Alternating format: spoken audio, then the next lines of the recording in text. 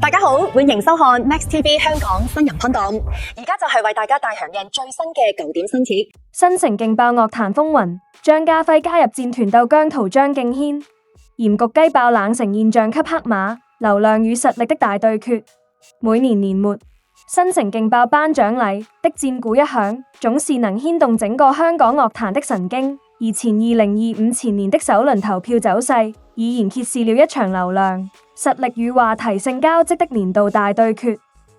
今年的入圍名單異常龐大，單是勁爆歌曲便有多達前228前首作品參戰，足證香港樂壇的百花齊放。但真正引發熱議的，絕對是勁爆男歌手和勁爆女歌手的驚喜名單與激烈戰況。在勁爆男歌手的10強名單中，我們看到了新舊勢力的正面交鋒，張敬軒、陳柏宇等中流砥柱的實力派，與 Mirror 的姜濤、陳卓賢以及 MC 張天賦、林家謙等新生代偶像與唱作人平分秋色。然而，最令人跌破眼鏡、引爆全城話題的，莫過於影帝張家輝的爆冷殺入10強。雖然張家輝的音樂作品或許不是今年的主打，但這份名單反映了一個重要的現象：話題性與個人魅力在公眾投票佔40%的決定性因素中的巨大權重。他能與姜濤、張敬軒等頂流歌手並列，無疑為這場頒獎禮增添了戲劇性的色彩，也讓樂迷的拉票戰更顯複雜。究竟是選擇支持陪伴多年的實力唱將，還是為當紅偶像投下未來的一票，抑或是為製造話題性的彩蛋鼓掌？這場男歌手之爭已然超越了音樂本身，成為一場娛樂圈影響力的年度公投。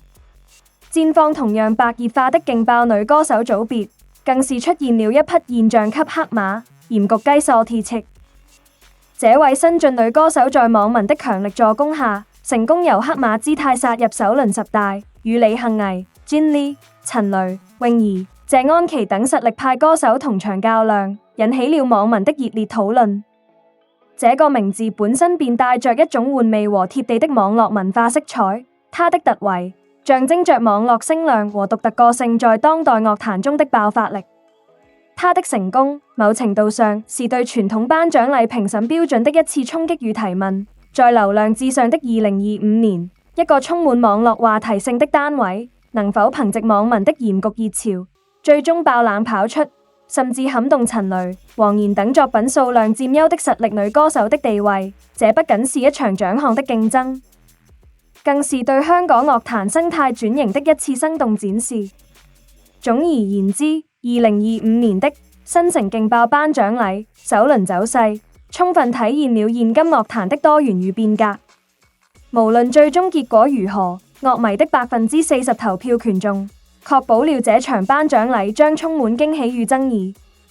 陳柏宇與黃妍的作品優勢能否抵抗流量的衝擊？姜濤能否延續人氣王的氣勢？而鹽焗雞和張家輝的出現，更將這場頒獎禮推向一個新的高度，一個全民參與、充滿未知數的娛樂盛事。我們期待這場音樂盛宴能為前2025前年的香港樂壇留下精彩的注腳。